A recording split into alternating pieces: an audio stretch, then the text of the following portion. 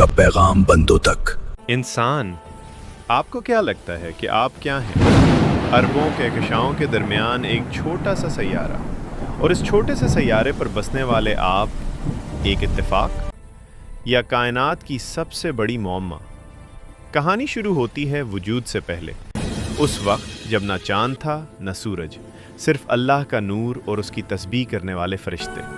लेकिन फिर अल्लाह ने वो फैसला किया जिसने कायनात की तकदीर बदल दी। एक फैसला कि वो ज़मीन पर अपना एक नायब भेजेगा। मगर उस ऐलान ने जन्नत में एक शदीद कशमकश पैदा कर दी। फरिश्तों ने सवाल उठाया, एक मखलूक ने सरकशी की, और एक तकब्बुर की आग ने हज़ारों साल की इबादत को जला डाला।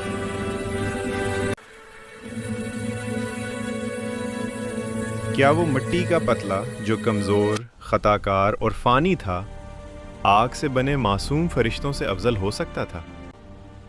आज हम कलाम इलाही की रोशनी में जानेंगे हज़रत आदम की तख्लीक का साइंसी और रूहानी राज क्या था। इब्लीस को किस चीज़ ने जन्नत से हमेशा के लिए निकाल दिया, और इस 1400 साल पुराने वाक़े में आज हमारे लिए क्या अहम तरीन सबक पोशीदा है। पर्दा उठाते हैं इंसान की हकीकत से। इरादा था ज़मीन पर खिलाफत कायम करने का। अल्लाह का नुमाइंदा जो ना सिर्फ इबादत करेगा बल्कि ज़मीन के वसाइल को समझेगा और उसे आबाद करेगा। और जब तुम्हारे रब ने फ़रिश्तों से कहा, मैं ज़मीन में एक खलीफा बनाने वाला हूँ, फ़रिश्ते जो सिर्फ इताअत जानते थे, उनके जहन में सवाल पैदा हुआ। उन्होंने ज़मीन पर जिन्नात का फसाद और खून रेज़ी देखी थी। चुनाचे उन्होंने अदब से इस्तफसार किया। उन्होंने अर्ज़ की, क्या तू उसमें उसे बनाएगा जो उसमें फसाद फैलाएगा और खून बहाएगा, जबकि हम तेरी हम्द के साथ तस्बीह करते हैं और तेरी पाकी बयान करते हैं। ये एतराज़ नहीं, इस्तफसार था कि इंसान में वो कौन सी खुसूसियत है जो उन्हें ये मकाम दे रही है। अल्लाह ने जवाब दिया जो उस वक्त भी हकीकत था और आज भी है। क़ाला इन्नी आलमु मा ला तालमून, फरमाया मैं वो जानता हूँ जो तुम नहीं जानते। यहाँ ये बात तय हो गई कि इंसान को कोई गैबी इस्तेदाद दी जा रही है जो फरिश्तों से मुख्तलिफ है। ये वो बुनियाद थी जिस पर इंसानियत की इमारत खड़ी होनी थी।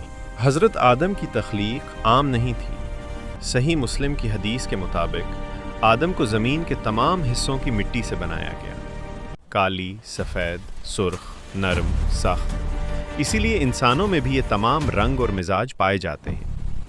वलक़द ख़लक़नल इंसान मिन सलसालिम मिन हमइम मसनून, और बिलाशुबा हमने इंसान को खेंखनाती मिट्टी से पैदा किया जो बिगड़ी हुई और बासी गुंधी हुई थी।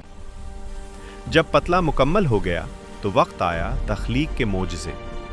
फ़इदा सव्वैतुहु व नफ़ख़्तु फ़ीहि मिन रूही फ़क़ऊ लहू साजिदीन। सूरह सा आयत 48, आयत 72। फिर जब मैं उसे ठीक कर लूँ और उसमें अपनी रूह फूंक दूँ तो तुम उसके सामने सजदे में गिर जाना। ने अपनी रूह फूंकी। ही इंसान की सबसे बड़ी इज्जत है। हमारा जिस्म मिट्टी है मगर हमारी रूह अल्लाह से निस्बत रखती है। इसीलिए इंसान जानवरों से मुख्तलिफ है। इंसान में सलाहियत और इरादा है। जान आते ही हज़रत आदम ने सबसे पहला अमल किया, तकबीर। अल्हम्दुलिल्लाह। ये एक फितरी इकरार था कि इनका वजूद सिर्फ अल्लाह की मरहून मन्नत है। सजदे का हुक्म आ चुका था, लेकिन सजदे से पहले एक इल्मी मारका हुआ। अल्लाह ने हज़रत आदम को वो हथियार दिया जो उन्हें तमाम मखलूक़ात से अफजल करता था, इल्म। वअल्लम आदम अल अस्माअ कुल्लहा सुम्मा अरदहुम अलल मलाइका, और आदम को तमाम चीज़ों के नाम सिखा दिए, फिर उन्हें फ़रिश्तों पर पेश किया। ये सिर्फ नाम नहीं थे बल्कि उन अशिया के मकसद, खासियत और इस्तेमाल का इल्म था। ये इल्म था ज़मीन पर खिलाफत कायम करने का। फरिश्तों को जब उन नामों से पुकारने को कहा गया तो वो लाजवाब हो गए। उन्होंने कहा, तू पाक है, हमें तो इतना ही इल्म है जितना तूने हमें सिखाया है। इल्म की बरतरी साबित हो गई। अब फरिश्तों पर वाज़े हो गया कि इंसान में सीखने की सलाहियत, मंतिक और ईमान बिलगैब की क़ुव्वत है जो उन्हें ये मकाम दिलाती है। जैसे ही आदम ने नाम बता दिए, अल्लाह का हुक्म आया और तमाम फरिश्ते सजदे में गिर गए। ये सजदा इबादत का नहीं, ताज़ीम और फजीलत के एतराफ़ का था। मगर इब्लीस ने इनकार कर दिया और तकब्बुर किया। 2:34 सूरत अल-बकरा। और वो काफिरों में से हो गया। अल्लाह ने उससे पूछा, ये कैसा इनकार है? मा मनाका अल्ला तस्जुदा इज़ अमरतुक, तुझे किस चीज़ ने सजदा करने से रोका जब मैंने तुझे हुक्म दिया था? इब्लीस का जवाब, जो तकब्बुर की इंतहा था, क़यामत तक हर जालिम और सरकश के लिए एक मिसाल बन गया। इब्लीस ने हुक्म को नहीं देखा बल्कि मादे को देखा। उसने ये नहीं समझा कि फ़ज़ल मादे में नहीं बल्कि इताअत और रूह इलाही में है। यही तकब्बुर दुनिया पस। तू वहाँ से निकल जा, बेशक तू मुरादूद है और बेशक तुझ पर क़यामत के दिन तक मेरी लानत है।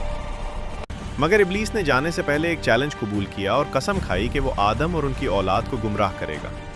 उसने अल्लाह से मोहलत मांगी जो उसे दे दी गई। ये मोहलत ही दरअसल आजमाइश है जो हमें इस दुनिया में दी गई है। फिर मैं यकीनन उनके आगे, पीछे, दाएं और बाएं से आऊँगा। इब्लीस की कोशिश रहती है कि वो हमें 5 अहम नुकात पर कमज़ोर करे। 1. तकब्बुर की बीमारी। जब आप किसी को अपने से छोटा समझते हैं, चाहे वो माल, ओहदा, रंग या तालीम में हो, तो आप दरअसल इब्लीस का फ़लसफ़ा दोहरा रहे हैं। अल्लाह को सिर्फ आजिज़ी पसंद है। 2. मादियत परस्ती। इब्लीस ने मादे को अहमियत दी। हम भी अक्सर गाड़ी, घर और दौलत को इंसान की रूहानियत और अखलाक पर तरजीह देते हैं। ये सब आग और मिट्टी की लड़ाई है। 3. इल्म का गलत इस्तेमाल। अल्लाह ने हमें इल्म खिलाफत के लिए दिया था, मगर जब यही इल्म दूसरों को तबाह करने या धोखा देने के लिए इस्तेमाल हो तो ये इब्लीस की राह है। 4. गफलत और निस्यान, भूल जाना। इब्लीस हमें अल्लाह के अहकामात से गाफिल करता है। हम दुनिया की चकाचौंध में लगकर अपने खालिक को भूल जाते हैं। हज़रत आदम ने गलती की मगर फौरी तौबा की और आजिज़ी दिखाई। यही हमारी निजात का रास्ता है। हम सब आदम की औलाद हैं। जब भी शैतान के बहकावे में आए तो अल्लाह से तौबा करें। हमारी ज़िंदगी का मकसद अल्लाह के सामने सजदा रेज़ होना है, और इसका माना यह है कि हम तकब्बुर को तर्क करके अल्लाह के हर हुक्म की तामील करें। अगली बार जब आप सजदा करें तो याद रखें कि आप तकब्बुर के ख़िलाफ़, इल्म के हक़ में और खिलाफत के वादे को पूरा करने के लिए झुक रहे हैं। यही है इंसान की अज़मत का राज। जज़ाक अल्लाह खैरन।